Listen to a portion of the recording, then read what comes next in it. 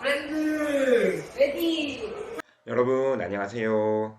자, 오늘은 지난 시간에 이어서 9단원 정치생활과 민주주의 단원의 두 번째 소단원 민주주의 이념과 민주정치의 기본 원리에 대해서 한번 알아보도록 하겠습니다. 그래서 민주정치가 어떻게 발전했는가, 그래서 거기서 나온 이념들은 무엇인가, 그리고 민주정치가 제대로 굴러가기 위한, 제대로 작동되기 위한 기본 원리에는 어떤 것들이 있는가, 이런 것을 오늘 한번 배워보도록 하겠습니다. 자, 첫 번째는 우리가 이제 어떻게 보면 국가의 주인이라고 할 수 있는데, 이런 주인의 권리를 어떻게 행사하는 게, 어떻게 하는 게 좋을까라는 주제로 얘기를 좀 해보려고 합니다. 자, 그림을 보면 민주정치의 핵심은 시민이 주인이 되는 것입니다. 땡땡시 시민은 10만 명이니까 우리가 모든 그런 시민들 모두한테 10분씩 발언권을 주자라고 하는 게 핵심적인 내용인데, 자, 계산을 한번 해봅시다. 10만 명한테 10분씩 시간을 준다면 과연 몇 분이 걸릴까요? 맞습니다. 100만 분이 걸리겠죠. 이 100만 분을 시간으로 표현을 해본다면 60으로 나누면 되겠죠. 16,666시간이 나온다고 하네요. 근데 하루가 24시간이지만 하루에 24시간을 모두 다 발언하는데 쓸 수 없으니까 한 8시간만 발언한다고 생각을 해볼까요? 그럼 며칠이 걸릴지 2083일이 걸립니다. 2083일을 년 단위로 나타내면 5.7년이 걸린다고 하네요. 하나의 정책을 결정하는데 이 5.7년 과연 합리적인 걸까요? 8시간이 너무 짧다고 생각하시면 24시간으로 해서 한번 계산을 해봅시다. 24시간으로 하면 694일이 걸리고 1.9년이 걸린다고 하네요. 과연 효율적이고 합리적인 방법인가, 정책 하나를 결정하는데. 선생님은 이게 효율적이라고 생각하지 않기 때문에 여러분들의 생각을 좀 듣고 싶습니다. 그래서 QR코드를 찍고 들어가서 여러분들의 생각을 한번 작성해 보도록 합시다. 근데 과거에는 이렇게 시민들이 모두 정치에 참여하는 그런 시대가 있었습니다. 언제였냐면 바로 고대 아테네, 고대 시대의 아테네에서 이렇게 시민들이 모두 정치에 참여하는 그런 시대가 있었습니다. 자, 읽어보면 아테네에서는 시민들이 국가의 중요한 사항을 민회에서 직접 토의하고 결정하는 직접 민주정치가 실시되었다. 자, 이렇게 할 수 있는 이유에는, 이렇게 할 수 있는 배경에는 일단 아테네는 굉장히 작은 도시예요. 이 도시 하나가 국가였는데, 도시국가라고 불리는데, 이렇게 작은 영토와 적은 인구를 가지고 있었기 때문에 시민들 모두가 정치에 참여를 할 수가 있었겠죠. 이렇게 시민들이 직접 국가를 운영하는 그런 정치를 직접 민주 정치라고 부릅니다. 그래서 모든 시민이 정치에 참여를 했고요. 공직에도 참여를 했습니다. 자, 그런데 이런 모든 시민들이 참여하는 고대 아테네의 민주정치, 직접 민주정치에도 문제점이 있었습니다. 어떤 한계가 있었냐면, 일단 제한된 민주정치라고 해서 정치에 참여를 못하는 사람들도 있었습니다. 이상하다. 앞에서는 모든 시민이 참여했다고 했는데 뒤에서는 모든 사람이 참여하지 않았다 라고 하는 거, 뭔가 좀 모순이라고 생각되지 않나요? 자, 고대 아테네 민주 정치에서 모든 시민들이 정치에 참여한 것은 맞습니다. 근데 사람들을 모두 시민이라고 보진 않았어요. 시민이라고 불릴 수 있는 사람은 자유민인 성인 남자였습니다. 이 자유민인 성인 남자만 시민이 될 수 있었던 이유는 바로 전쟁에 나갈 수 있다라는 기준이 있었습니다. 그래서 전쟁에 나가서 국가를 지키는 사람이 시민이다라는 관념이 있었던 거죠. 그래서 외국인이나 여성이나 노예 같은 경우에는 시민이 아니기 때문에 사람이지만 정치에 참여하지 못했다. 자, 이렇게 듣고 보니까 작은 영토에 적은 인구에다가 시민이라고 불릴 수 있는 사람이 굉장히 적었겠죠. 그래서 그 적은 인구들이 직접 정치를 참여를 할 수가 있었겠죠. 자, 이런 고대 시대가 지나고 중세 시대가 되면 이제 왕이 생겨서 왕이 정치를 하는 시대가 오고, 그 왕이 정치를 하는 시대 다음에 다시 민주정치가 들어오게 됩니다. 그때가 바로 근대 민주정치라고 할 수 있겠습니다. 왕이 국가를 지배하는 단계에서는 왕의 말이 곧 법이죠. 그러면서 일반 시민들이 굉장히 인권이 약해졌어요. 왕의 권리는 굉장히 많았지만 일반 시민들의 권리는 굉장히 적어지는 그런 상황이 발생을 했습니다. 그러니까 시민들이 열받은 거죠. 열받아서 혁명을 일으킵니다. 우리의 권리도 인정해달라 라고 말하면서 영국에서는 명예혁명, 미국에서는 독립혁명, 프랑스에서는 프랑스 대혁명이 이루어지면서 시민들의 권리가 점차 발전하고 시민들이 다시 국가의 주인이 되는 시기가 바로 근대 민주정치 시기라고 할 수 있겠습니다. 자, 그치만 고대 아테네와는 다르게 근대 민주 정치에서는 사람들이 더 많아졌어요. 인구가 더 많아지니까 아까와 같은 상황이 발생하는 거죠. 10만 명이 10분씩 발언을 하면 뭐 5년, 6년이 걸려야 정책 하나를 결정할 수 있다. 자, 그렇게 되니까 이 근대 민주 정치에서는 어떤 방법을 사용했냐면 바로 대표자를 뽑는 것이었습니다. 우리의 대표자를 뽑아서 그 대표자들이 국가를 운영할 수 있도록 하는 그런 방법을 사용을 했습니다. 그 방법이 바로 대의 민주 정치입니다.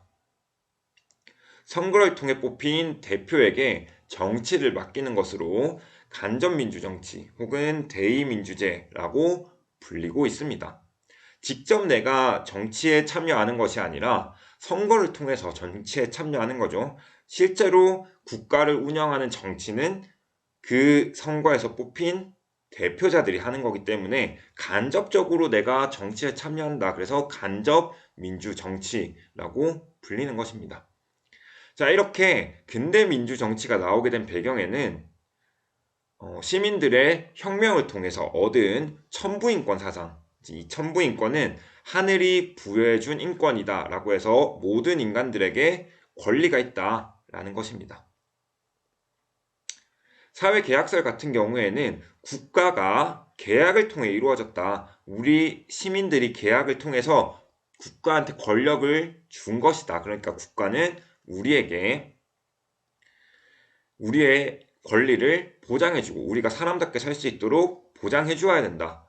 계약을 통해서 이루어진 것이기 때문에. 자, 이런 배경에서 민주정치가 발전을 하게 되었습니다. 자, 이때는 인구가 많아졌기 때문에 대표자를 뽑아서 하는 대의 민주주의가 발달했고요. 입헌주의라고 하는 법을 통해서만 국가를 운영해야 된다. 헌법을 통해서만 국가를 운영해야 된다. 그래서 마음대로 운영하지 못하게 하겠다는 것이죠.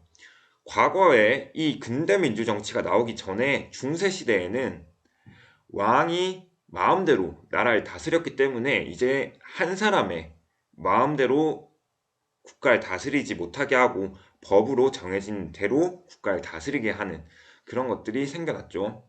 그리고 신분제도 철폐가 되었습니다. 과거에 노예로 있던 사람들도 이제 시민이 되고 정치에 참여할 수 있는 권리가 생겼다. 시민들이 참정권, 정치에 참여할 수 있는 권리가 생기고 그것들을 행사하더라. 어떻게 행사하냐면 선거를 통해서 행사를 하더라. 그래서 인간의 존엄성, 자유와 평등의 민주주의 이념이 이때부터 시작됐습니다. 자, 근데 여기서도 한계점이 있습니다. 역시나 마찬가지로 여기도 민주주의가 좀 제한되어 있었는데요. 계급이 되었지만, 노예를 탈출했지만 돈이 없던 사람들은 정치에 참여할 수가 없었고요. 성인 남성만 참여를 할 수가 있었습니다. 네, 여성 일반 농민이나 노동자 계급은 참여를 할 수가 없었는데, 계속해서 혁명이나 아니면 참정권 확대 운동을 통해서 이제 여성 일반 농민 노동자 계급까지 완전히 참여를 할 수 있게 된 상황이 바로 현대 민주 정치라고 할 수 있겠습니다. 그래서 일정한 나이만 지나면 모두 다 정치에 참여할 수 있는 참정권이 생기고 선거권이 생긴다. 그게 바로 현대 민주 정치라고 할 수가 있겠습니다. 이렇게 일정한 나이가 되면 모두에게 선거권을 주는 이런 제도를 바로 보통 선거 제도라고 부릅니다. 현대 민주 정치의 가장 중요한 특징 중에 하나가 이 보통 선거 제도입니다. 모두가 다 참여할 수 있도록 하겠다. 자, 이런 배경에는 차티스트 운동이나 여성 참정권 운동 같이 계속해서 노력을 했습니다. 모든 사람들에게 참정권을 주어라 하는 것들. 차티스트 운동 같은 경우에는 노동자들에게 참정권을 주어라 하는 운동이었고요. 여성 참정권 운동은 말 그대로 여성에게 참정권, 선거권을 주어라 라고 하는 운동이었습니다. 과거에 우리 조상님들이 이렇게 여러 가지 운동을 통해서, 혁명을 통해서 우리가 현재 선거권을 가질 수 있게 되었다라고 생각하시면 되겠습니다. 역시 마찬가지로 현대도 인구가 많기 때문에 대의민주주의가 실행되고 있고요. 과거와는 다르게 이제 보통 선거가 확립되면서 모든 사람이 참정권을 갖게 되었다. 선거권을 부여한다. 그렇지만 이 역시나 한계점이 있는데, 일단 모든 사람이 선거권을 가지게 되다 보니까 이 모든 사람의 의견을 다 들어주어야 돼요. 이해관계가 있는 모든 사람의 의견을 다 들어주어야 되기 때문에 다양한 문제들을 쉽게 해결할 수는 없어요. 모든 사람의 의견을 들어야 되기 때문에, 대표자가 있다 하더라도 그 대표자가 모든 사람의 의견을 들어야 되기 때문에 다양한 인권 문제를 해결하기가 좀 어렵다. 또 대의제, 간접민주주의의 한계점이 나타나는데 정치적으로 무관심해지는 경우들이 많습니다. 예를 들어서 국가가 흘러가는데 우리가 뽑아놓은 사람들이 너무 못해. 근데 그 사람들 떨어뜨리고 다른 사람을 뽑으려고 보니까 그런 사람들도 너무 못해. 그러다 보니까 그런 상황에서는 진짜 누굴 뽑아도 너무 우리 국가가 잘 안 흘러갈 것 같다. 국가가 잘 안 될 것 같다. 그러면서 아예 정치에 관심 꺼야겠다. 정치 너무 내 머리를 복잡하게 한다. 라고 생각하면서 정치에 관심을 끄는 그런 상황도 발생할 수가 있습니다. 이게 현대 민주 정치의 한계점이라고 할 수가 있겠습니다. 이렇게 민주주의가 발전해 오면서 우리가 민주주의의 이념을 조금씩 확대시켰다라고 생각하면 되는데, 이 민주주의의 이념 중에 가장 중요한 이념은 바로 이것입니다. 인간이라는 자체만으로도 존엄한 존재이기 때문에 존중받아야 된다. 언제부터 나온 이념이냐면 근대 혁명을 하면서 나온 이념인데 천부인권 사상과 연결이 되어 있습니다. 인간의 권리는 하늘이 부여해줬기 때문에 모두가 동등하다. 그래서 인간이라는 자체만으로 존엄한 존재고 그렇기 때문에 존중받아야 된다. 라는 이념이죠. 자, 이것을 우리가 뭐라고 부르기로 약속을 했냐면 인간의 존엄성이라고 부르기로 약속을 했습니다. 자, 근데 이런 인간의 존엄성은 어떻게 지켜줄 수 있는가? 바로 자유와 평등의 기둥이 받쳐줘야 우리가 인간의 존엄성을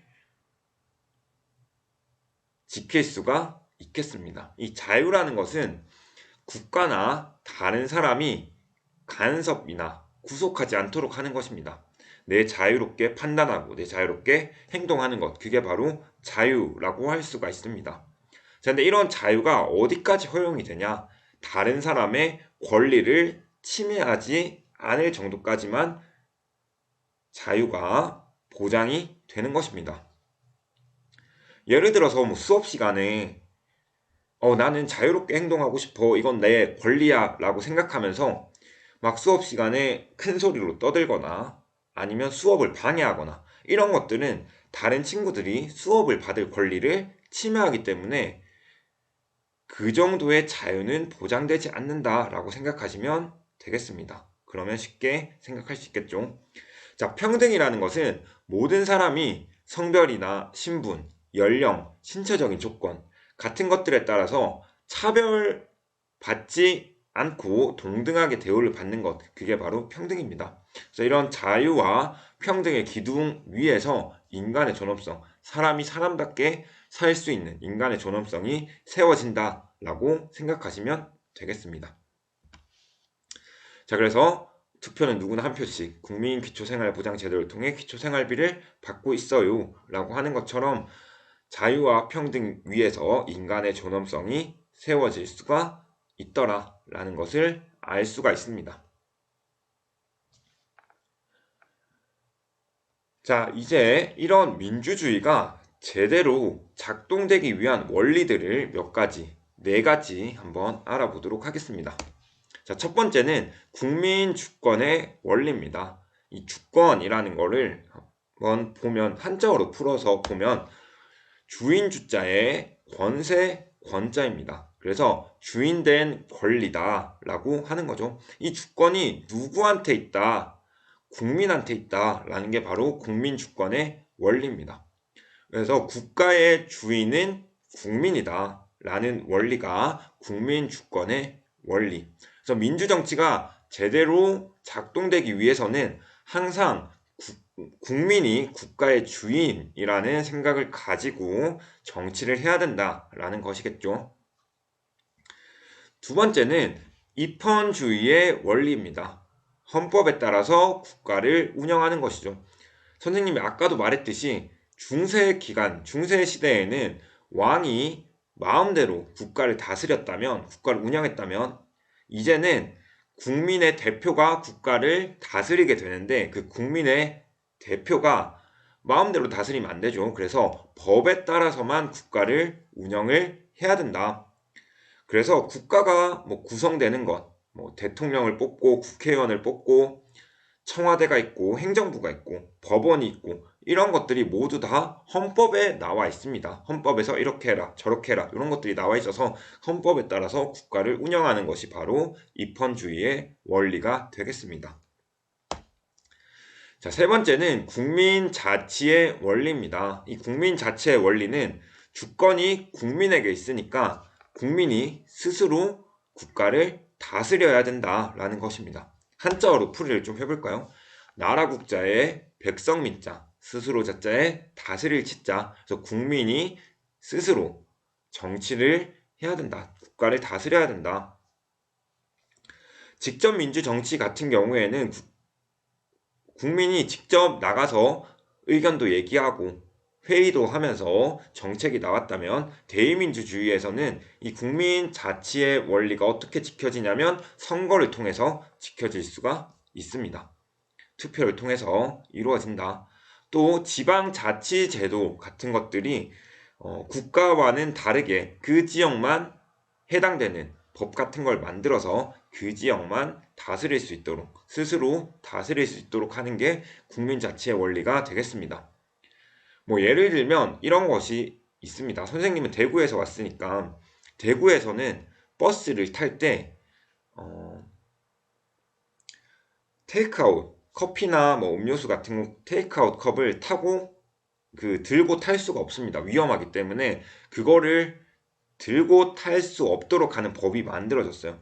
대전엔 아직 그런 법이 없는 걸로 아는데 대구에서만 적용되는 그런 법들을 만들어 나가는 게 국민 자치의 원리가 되겠습니다. 자, 마지막으로 권력 분립의 원리입니다. 중세시대에 왕한테 너무 많은 권리가 있었다 보니까 권력이 한 군데다가 권력이 한 사람한테 모이는 것을 극도로 경계를 하기 시작했어요. 민주주의로 넘어오면서.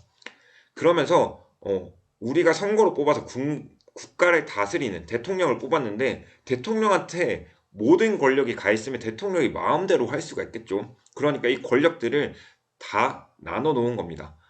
그래서 국가 권력을 다른 국가기관, 서로 다른 국가기관에게 나눠 놓으면서 견제, 균형을 유지하는 게 바로 권력 분립의 원리라고 할 수 있겠습니다. 자, 우리나라는 크게 세 가지로 나누어져 있는데 입법부, 행정부, 사법부가 그 세 가지가 되겠습니다. 입법부 같은 경우에는 법을 만들어내는 곳입니다. 그래서 법을 만들어내서 이 법대로 법을 집행하면서 국가를 다스리는 곳이 행정부. 그래서 법을 집행한다라고 할 수 있고요. 법을 만들었는데 법을 안 지키는 사람이 있으면 행정부에서 그 법을 안 지키는 사람을 잡아옵니다. 국가 권력을 행사해서 강제력을 통해서 경찰들이 잡아오죠. 그래서 그 법을 안 지키는 사람을 잡아서 그 사람들을 처벌하는 건 누가 처벌하냐? 바로 사법부에서 처벌을 하는 것입니다. 만약에 이 모든 것들이 대통령 한 사람한테 있으면 대통령이 법을 자기한테 유리하게 만들고 그 법을 집행하면서 안 지키는 사람 잡아오면 권력이 한 사람한테 너무 몰리면 독재를 하는 경우가 발생을 하겠죠. 이런 독재를 하는 경우를 방지하기 위해서 우리는 권력을 나눠놨는데 이것을 바로 권력 분립의 원리라고 하는 것입니다.